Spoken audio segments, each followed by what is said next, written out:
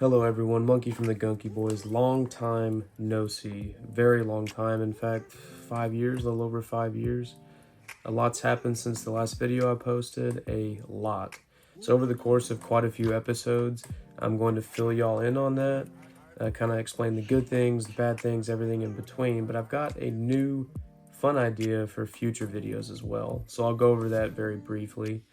In this room, I have an abundance of what I've collected over my lifetime, essentially, and I think it would be a cool idea to go through and pick out some of the cooler and more rare things, tell the stories behind them, how I got them, how much, if I can remember, and see if there's any sentimental value behind any of it. So yes, there are thousands of items in this room.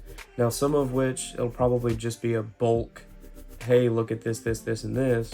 However, there are some items that will be worth going into the history of, maybe even testing them electronics-wise, seeing what their purpose was, who their competitors were, things of that nature. I think this will be fun, and it'll be a very long series. I'm even considering doing a challenge that I can't purchase anything unless something is gotten rid of. I want to consolidate and kind of let go of some of the material items, and I may give them away in future videos depending on what the items are. But I want a neat, clean, and nice, well-kept collection. However, we all get stuck in shovelware, we get stuck in keeping what doesn't need to be kept. Now granted, we don't need any of it, we enjoy it. I'm a preservationist first. I am definitely by no means a scalper or a reseller. I have sold, but I wouldn't brand myself as a reseller specifically because I'm a collector first. I like to preserve history and keep things nice. Probably 7 or so years ago, G and I actually got really big into the Pokemon game. If you look into a lot of our older videos, we had some good pulls and we were kind of learning as we went along the way. And one of the things that's funny to talk about now is, go back to like 2018 or so. That's probably not as long as what I said, but go back to 2018 and think about how Pokemon was kind of peaking and climbing. Now that said, G and I considered, and God, I wish we would have, considered purchasing a base set booster box and splitting the cost. But at the time, $1,000 was just absurd. Way too much money for those pieces of cardboard, and now they're a lot more than that. If you know, you know.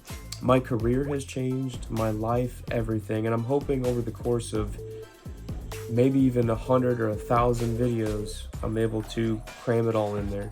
Every single piece in this collection, the majority of this is movies. The video games are actually in the closet right now because I'm not finished building the shelf.